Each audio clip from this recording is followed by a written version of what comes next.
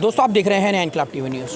3 से 4 दिनों पहले मजलिस इत्तेहादुल मुस्लिमीन मुमरा की तरफ से एक प्रेस कॉन्फ्रेंस का आयोजन किया गया था, जिसमें राष्ट्रवादी कांग्रेस पार्टी के 4 नगर सेवकों पर यह आरोप लगाया था कि कौसा कब्रिस्तान के सुंदरीकरण के लिए टीएमसी की तरफ से कुछ फंड पास हुआ था, यानी कि सुंदरीकरण और उसकी व्यवस्था को संभालने के लिए, उसको जो खस्ता हाली है उसको सुधारने के लिए उस फंड में 60 लाख का घपला राष्ट्रवादी कांग्रेस पार्टी के पूर्व नगर सेवकों द्वारा किया गया है।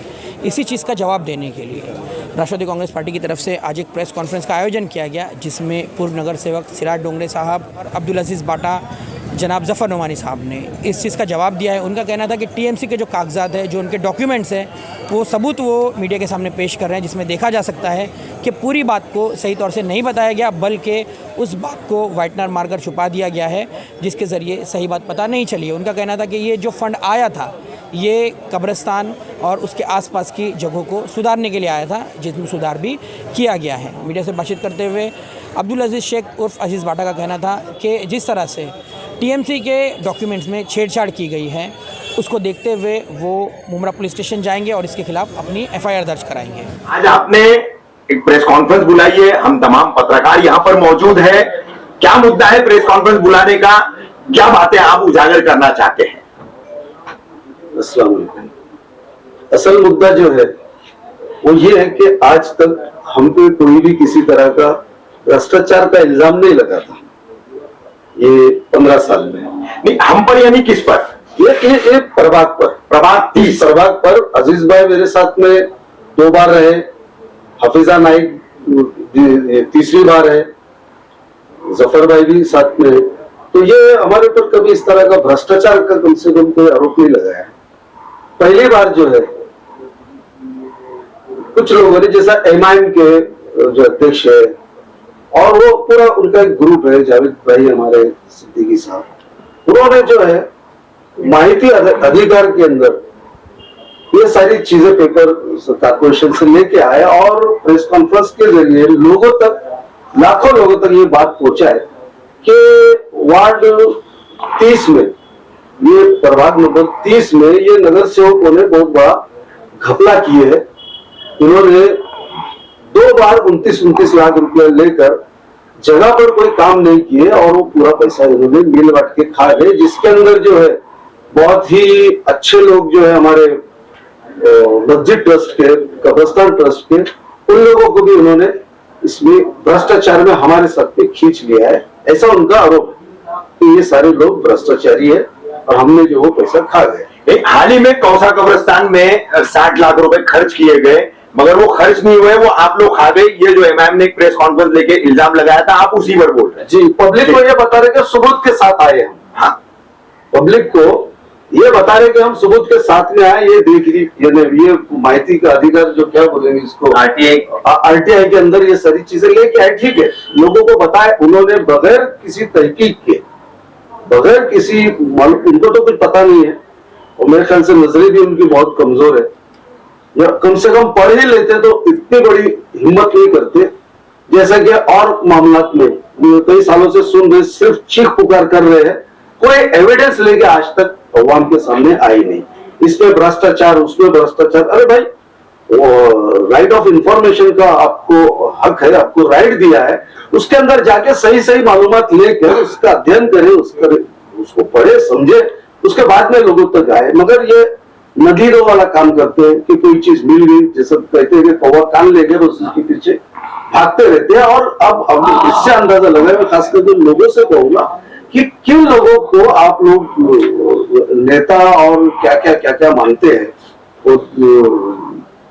वो सारी बातें कहने की, मगर मैं इतना ही कहना चाहूंगा कि ये लोग किस तरह से आप लोगों को वर्गला रहे। सालों हो गए हॉस्पिटल में भ्रष्टाचार। अरे आप कब्रिस्तान का जो इशू है, जिस मुद्दे पे आपके पास क्या खुलासा है? तो वो मैं अपने दिल की बात जो वो भी मैं कहना चाहूंगा।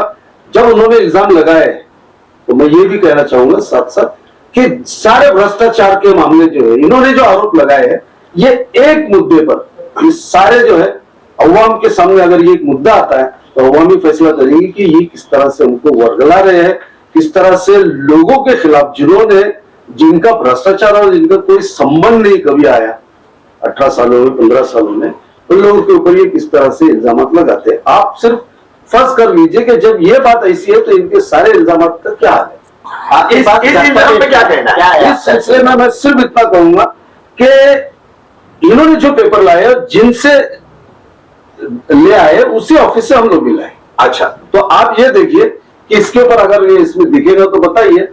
नहीं, कॉपी लेके हम बता देंगे उसको, माया करके पॉइंट आउट कर दीजिए। पूरे मामले को जो है इन्होंने व्हाइटनर लगा के, हाँ, दरगाह का जिक्र तो किए, वो रहने दिए कब्रस्तान, क्योंकि भाई ये कब्रस्तान का मामला है और कब्रस्तान वो आगे नहीं पढ़ रहे कि कब्रस्तान लगत, यानी कब्रस्तान को लगकर, और उसके बाद में जो नीचे का जो पैराग्राफ है उन्होंने पूरा काट व्हाइटनर लगा के, और आप लोगों को भी वही दिया। आप खुद देख लीजिए, उसका मुआवजा कीजिए कि ये लोग किस हद तक जा सकते हैं। तो सर ये व्हाइटनर जो लगा के जो मिटाया गया, क्या लिखा था सर वहाँ पे? उसमें जो लिखा था मैं बताता हूं। अभी जो ओरिजिनल जो मेरे पास है, हाँ, वो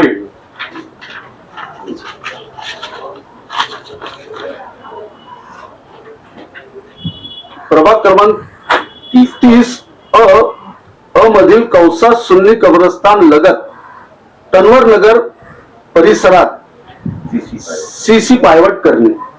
अब आप बताइए मुझे कि ये सेंटेंस क्या कह रहा है। पूरा अगर पैराग्राफ पढ़ेंगे तो ये सेंटेंस क्या कह रहा है। इन्होंने सिर्फ कब्रस्तान के मामले को रख के, कब्रस्तान के नाम को रख के पूरा आधा सेंटेंस इन्होंने काट दिए। अजीज भाई, इस पूरे मामले पे आपका क्या कहना? आप पर भी भ्रष्टाचार के आरोप लग रहे हैं, तो क्या कहना चाहोगे इस पूरे मामले पे आप? देखो भाई, थोड़ा जज्बाती हूँ और ये ऐसा इल्जाम है कि जो हम चारों पे लगना नहीं चाहिए था, क्योंकि इशू है कब्रिस्तान का। तो पहले तो आप लोग से माफी चाहूंगा, अगर कुछ उल्टा बोल दूंगा आप लोग को तो थोड़ा बर्दाश्त कर लेना। अपना बड़ा भाई छोटा भाई, हमने नहीं लगाया ना इल्जाम, हमने नहीं लगाया ना। नहीं, आप क्यों है, सिर्फ इतना बोलना चाहूंगा कि ज्यादातर लोग उनके प्रेस कॉन्फ्रेंस में थे, आपको उन्होंने ये कॉपी दिखाया जो उनकी तरफ से था, और इसी पे हमको हमारे ऊपर इल्जाम लगाया गया। तो उस टाइम पे अगर ये व्हाइटनर देख के किसी ने भी सवाल कर लिया होता कि भाई व्हाइटनर क्यों लगाए, और व्हाइटनर में जो है ना उनका झूठ छुप नहीं रहा है, पूरा व्हाइटनर के बिगेर जितना लिखा हुआ देखो, प्रभाग क्रमांक 30 मध्य कौसा सुन्नी कब्रिस्तान लगत, यानी इतनी मराठी तो हर किसी को समझता होगा कि लगत का मतलब है कि लग कर, करीब करीब, बाजू में, आगे पीछे, इसका मतलब ये होता है मराठी में, समझे ना। तो बाकी का उन्होंने व्हाइटनर लगा दिया। और ये जो है ना, ये प्रभाग सुधारना निधि का, प्रभाग समिति का अहवाल है, जो हमको पैसे मिलते हैं प्रभाग सुधारना के, ये उसका रजिस्टर है। ये देखो, इसमें लिखा हुआ है 2018 30 का हसीना अब्दुल अजीज बाटा, प्रभाग सुधारना निधि 30 लाख, समझे। और ये फंड नंबर है 5। पहले फंड हमने दिया 5 लाख रुपए का कोई एक काम के लिए, फिर दिया 5 लाख रुपए का कोई एक काम के लिए, फिर 5 लाख रुपए का, फिर 5 लाख रुपए का, ऐसा हमारा टोटल जो है ना यहाँ बढ़ता गया। 5 लाख पहले आया, फिर 5, तो यहाँ 10 लिखा है। ये देखिए, मैं जो बोल रहा जरा गौर से सुनिए, ताकि आप जिनको दिखाएंगे वो लोग तो भी समझ सके। ये 5-5 लाख जो लगा है वो कब्रिस्तान के आसपास में लगा? नहीं, ये हमारे प्रभाग सुधारना, हम पूरे प्रभाग में कहीं भी लगा सकते हैं। 30 लाख रुपए हमको उस साल आए थे, सन 2018 में, 17-18 में, समझे ना। तो पहले 5 को दूसरे 5 के साथ में मिला के टोटल लिखा गया 10 लाख।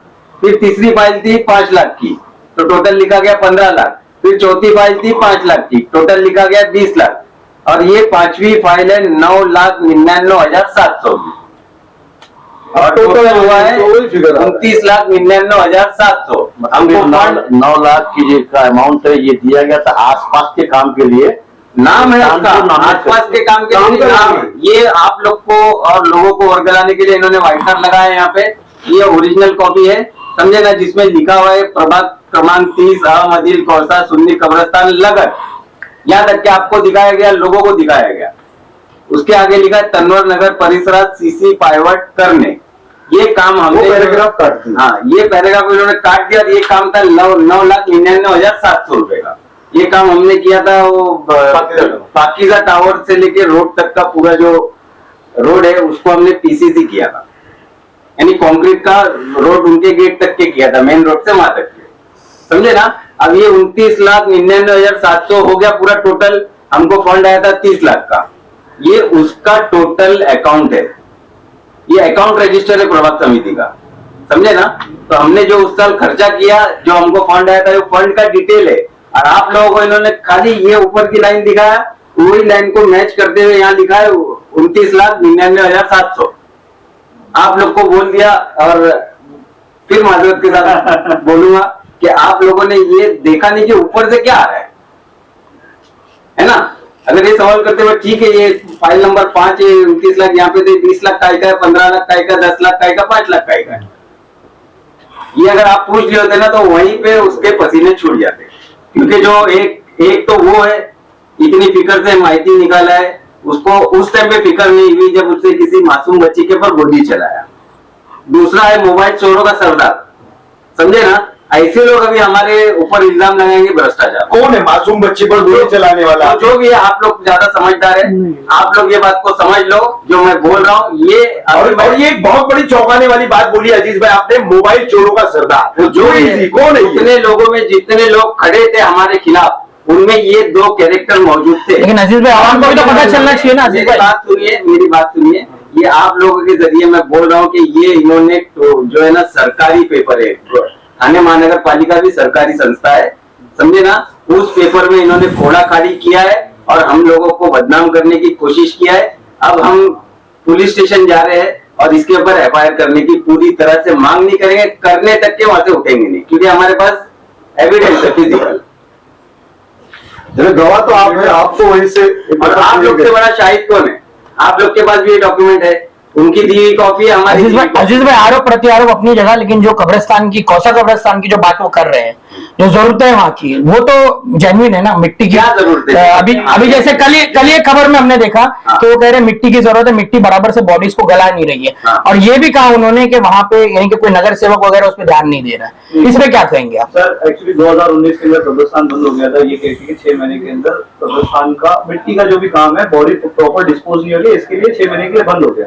आज 2023 हो गया है, कब्रिस्तान प्रॉपर तरीके से खुला नहीं। अभी मैंने ही कब्रिस्तान के ट्रस्टियों से भी मतलब उनसे भी बात की थी, तो उन्होंने कहा है 20 लाख रुपए की लागत लगने वाली है। जो मिट्टी का काम है अभी तक के वो हुआ नहीं है। और हम लोग ने कई बार अपील की है, यहाँ तक के एक्स मिनिस्टर जितेंद्र अवार्ड से भी अपील की है, लेकिन अभी तक के हम लोगों का वो काम हुआ नहीं है। आज कब्रिस्तान को बंद होकर 2019 से 3 साल हो गया। अब 3 साल, चौथा साल चालू है। आपने सवाल किया, बहुत अच्छा सवाल किया, शहर के हक का सवाल किया, और मैं शहर के हक पे जवाब दूंगा। इसमें अगर किसी पार्टी वाले को बुरा लगे तो माफी चाहता हूँ।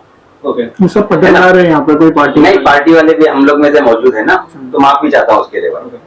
पहली बात तो ये कि 19 में बंद होने की वजह एकदम जेन्युइन थी कि तब जो है जब भी बॉडी डिस्पोज नहीं होती, बॉडी डिस्पोज नहीं हो पा रही थी, 2 फावड़ा मारते ही बदबू आ रही, उसको उस मजबूरी में बंद कर दिया गया।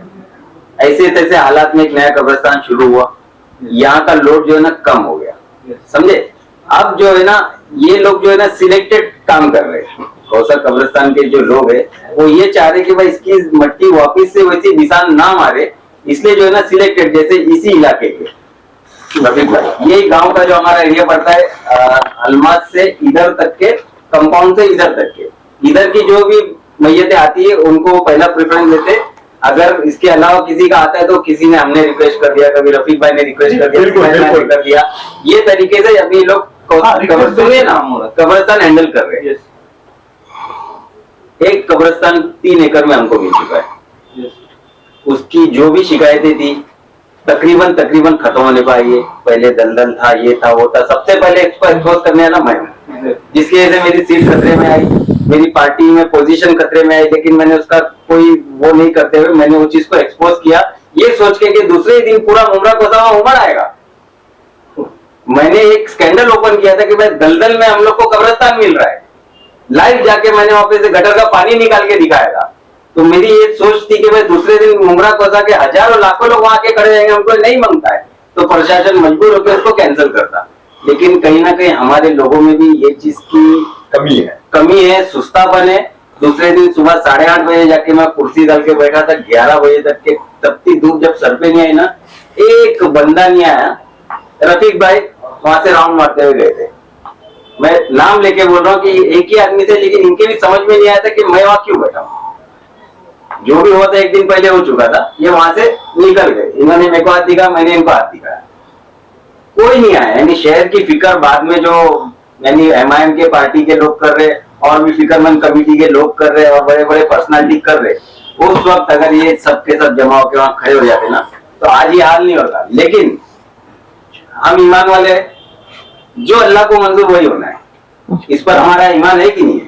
तो अल्लाह की मंजूरी थी कि कब्रिस्तान वही आएगा। हालात आए, कुछ नरम गरम हुआ, कीचड़ दलदल ये वो सब होने के बाद में आज 3-3.5 फीट ऊपर तक के भरनी की जा रही है उसकी। यानी अब हमारी जो मरहूम मैयत है वो अब हम बोल सकते हैं कि भाई 70-80% जो है ना सुकून में। तो ये सुधार आ गया है। कौसा कब्रिस्तान की जरूरत अपनी जगह है। मैं आप लोग सबके जरिए अपील करता हूँ, पूरे मुमरा कौसा के लोगों की जो कौसा के या कब्रिस्तान के फिक्रमंद है, मैं अभी 5,000 रुपया मेरी तरफ से वो मट्टी भरने के लिए दे रहा हूँ। ये मेरी अपील है पूरे मुमरा कौसा के लोगों से कि आए कौसा कब्रिस्तान के पास में। कल मैं कमेटी के लोगों को अपील करूंगा, एक टेबल डाल के बैठे, जो पैसा उधर आएगा चंदे का, कोई सदका जकात फितरेगा नहीं, हमारा कमाया हुआ साफ सुथरा पैसा फिक्र से कि भाई कल को हमको इसी मिट्टी में जाना है, समझे ना। ये फिक्र से वहां पर आए और 20 लाख रुपया कोई बड़ी रकम नहीं, अगर 1,000 रुपया दे देंगे तो 20,000 लोगों से काम हो जाएगा। जफर भाई, जिन 4 पूर्व नगर सेवकों पे जो आज तक कब्रिस्तान में जो भ्रष्टाचार के आरोप लगे, उनमें से आप भी एक है, तो क्या कहना चाहोगे इस पूरे मामले को लेकर आप? अस्सलाम वालेकुम। सबसे पहले बात तो मैं ये कहूंगा कि जो लोग भ्रष्टाचार का आरोप लगा रहे, पहली बात ना उनको होश की गोली खा के करना चाहिए। बेहोश रहते हैं क्योंकि उनको होश ही नहीं रहता, क्या रहे उसमें। पहली बात, ये जो सब्जेक्ट लिखा वो सब्जेक्ट को पढ़े कि वहां पर जाके सर्वे करे कि कब्रिस्तान लगे, मतलब कब्रिस्तान के नजदीक करीब में कुछ काम हुआ है कि नहीं हुआ है, वहां जाके सर्वे करे। दूसरी बात ये है कि सबसे अहम बात ये है कि प्रभात सुधार नगर निधि और नगर सेवक निधि नगर सेवक के नाम से आती है। उसमें देखना चाहिए था कि अगर वो निधि, जो निधि का कौसा कब्रिस्तान के ट्रस्टी ये बोल रहे हैं कि हमारी कब्रिस्तान में इस तरीके का कोई काम नहीं हुआ, वो निधि सिराज डोंगरे साहब के लेकर मांगनी पर आई है या उनके प्रभात सुधार नगर सेवक को उनके नाम पर आया है कि हसीना अब्दुल अजीज शेख के नाम पर आया है कि जफर नोमानी के नाम पर आया है कि वो हफीजा नसरुद्दीन नाइक साहबा के नाम पर आया है। बैठे मुंह में आया बक दिए, चारों नगर सेवक ने मिल करके बांट करके खा लिया, फिर एमएलए ने बांट के खा लिया। अरे पहले पता तो करो बजट किसका है, किसके नाम का है। अजीज भाई, सबसे पहले ये पता करना चाहिए। सबसे पहले आपने हमारे ऊपर इल्जाम लगाया है, पूरा शहर हमसे सवाल करता है, सुबह की नजर से देखता है, क्योंकि आप जब सुबह उठते हो तो तुमको कोई काम धंधा नहीं है, ना आप कभी कोरोना काल में कोई काम करते हुए दिखे, ना कोई सोशल काम। पेपर लिए निकल गए, खड़े होकर के पढ़ करते रहते हो, कोई हैसियत नहीं है तुम्हारी राजनीति में। मैं चैलेंज से कहता हूं कि काम के हिसाब में आप मंच लगाओ, मैं मंच लगाता हूं, आप हमारे कामों का हिसाब दे दीजिए, मैं जिंदगी भर सियासत छोड़ दूंगा। मुंह से बोलने से सियासत नहीं होगी, वर्किंग करो। कब्रिस्तान के टाइम पर हो चाहे कोरोना काल के टाइम में, हमने हमारी जान पे खेल करके काम किया है। आप हमारे ऊपर एलिगेशन कराते हैं, चाहे कोई जाए ना जाए, लेकिन हम लोग पुलिस स्टेशन जाएंगे उनके खिलाफ FIR करने की, क्योंकि आपने हमको शहर में बदनाम करने का काम किया है। आपके खिलाफ हम कार्रवाई करेंगे माननीय डॉक्टर जितेंद्र अवार्ड साहब की क्यादत में। और एक चीज और बता दूं, शहर में बहुत तेजी से रूमर फैल रहा है, पेपर में हमने कुछ देखा कि राष्ट्रवादी के नगर सेवक, पराना सुन लो, राष्ट्रवादी के तमाम नगर सेवक मुमरा को सके, जहां तक मैं जानता हूँ, माननीय डॉक्टर जितेंद्र अवार्ड साहब की क्यादत में काम करेंगे और सारे लोग राष्ट्रवादी से ही इंशाल्लाह इलेक्शन लड़ेंगे। ये भी खुलासा कर सकते हैं। FIR दर्ज कराने कब जा रहे हैं आप? जाएंगे, हमारे सीनियर सिराज डोगरे साहब यहाँ मौजूद है, सीनियर सिराज डोगरे साहब मौजूद है, जाएंगे। नोमानी साहब किसके खिलाफ पड़ा नहीं है? वो लोग उस प्रेस कॉन्फ्रेंस में थे, हम लोग भी थे उसमें, जफर भाई आधार कार्ड भी था। तू अकेला लेते लेंथी खोल देगा। और क्या कोई ऐसी स्पेशलाइज निधि रहती है जो आप लोग कब्रिस्तान के लिए लगा सकते हैं? क्योंकि जैसे कि आपको मालूम है कि 20 लाख रुपए की अभी भी जरूरत है कब्रिस्तान को ऑन एन अर्जेंट बेसिस। जैसे आपने बोला कि अभी हम लोग डोनेशन करेंगे, जो भी बहुत अच्छी बात है, बट लेकिन क्या ऐसी कोई स्पेशल प्रोविजन मिलता है कब्रिस्तान? स्पेशल प्रोविजन तो मिलता है, स्पेशली फंड भी आता है, लेकिन फिलहाल कोई भी नगर सेवक नहीं है, महासभा नहीं है, ठराव पास करने का कोई जरिया नहीं है। डायरेक्ट अल्टीमेट पावर कमिश्नर के हाथ में। बहुत से बहुत अभी जो माजी नगर सेवक है, जो भी आप माजी है, समझे ना, ये क्या कर सकते हैं कि एक लेटर देके लेके कमिश्नर के जाके रिक्वेस्ट कर सकते हैं कि साहब फंड की जरूरत है, हम लोग तो काम कर सकते, हमारी निधि लग नहीं सकती, आप अपने स्पेशल फंड से ये काम अर्जेंट बेसिस पे करा, ये हो सकता है। रही बात, मैंने ये बोलने की वजह ये थी कि और 4-6 महीना आगे तक के इलेक्शन आते दिख नहीं रहा है, बारिश को आने अभी 4 महीना बचे। अगर हम उसको फंड निकाल के कब्रिस्तान का, कोसा कब्रिस्तान का मट्टी का अगर मामला खत्म कर देते हैं तो बारिश में फ्रेश मिट्टी रहेगी, बहुत इसका इफेक्ट होगा, पॉजिटिव इफेक्ट होगा। और जैसा अभी जो लोग लिमिटेड लोगों की जो ले रहे हैं, उसकी जगह जो हद उनकी रहेगी इस कब्रिस्तान की, सबके लिए वो ओपन रहेगा।